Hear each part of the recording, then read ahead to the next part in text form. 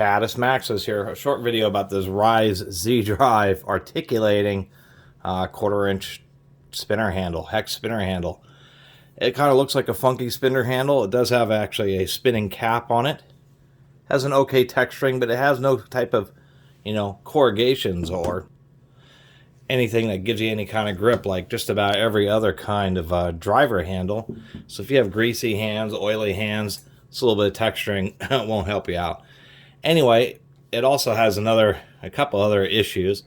One is, due to its design, you can see that this tip has this weird tip, which is massive and won't allow it to fit in a variety of places for using as a normal screwdriver. But what its claim to fame is the fact that this retracts, and what you have here is a couple of hinge points. This one's spring loaded, so the idea is, ouch, you can have it something like this where you can press down and be able to break a fastener or get into some, even though this is wide, this is pretty short and will allow you to get into some tighter areas.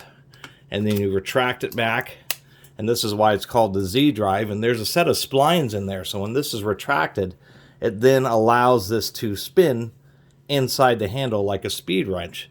So the idea in many situations is, and as you can see, when it's extended, it actually locks it up, is you take and you might break the screw either in the articulated fashion or just normally break the screw, retract it, put it in like this, and then speed wrench it out.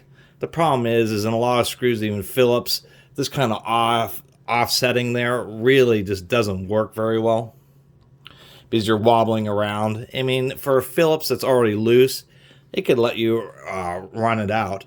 But that's about it. Also, the issues are the fact that these joints are really small. So if you have some really stubborn fasteners, or you're using the little 1/4 inch hex to little socket adapters, easily break these little joints here. This is a tool that, seems like a good idea, but when you actually have one in practice, it just doesn't work out very well. It might work okay if you're doing appliance repair and you're working on a lot of 1/4 inch and 5/16 and little self-tapping hex head sheet metal screws. Then, this is something we could break the screw and then be able to run it out. But that's about the best place I can see it. The other issue is it's easy to forget how, the spring is actually fairly stout on this slide collar thing here.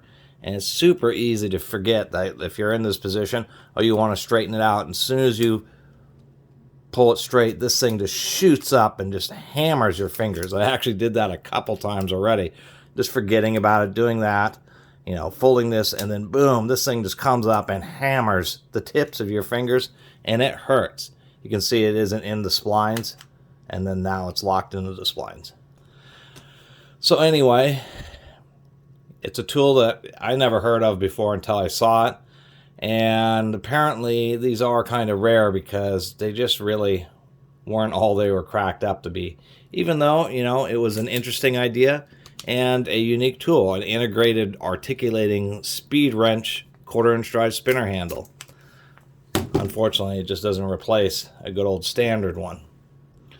But I do give them some credit for trying.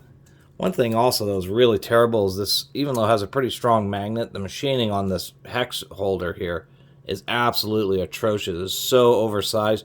You can just see, this bit is halfway down in there and just wobbles all over the place. Really poor tolerances in this driver. So anyway, just kind of another oddball tool, and just wanted to share it with you all. I really appreciate everybody who's been watching and subscribing. If you haven't subscribed, please do.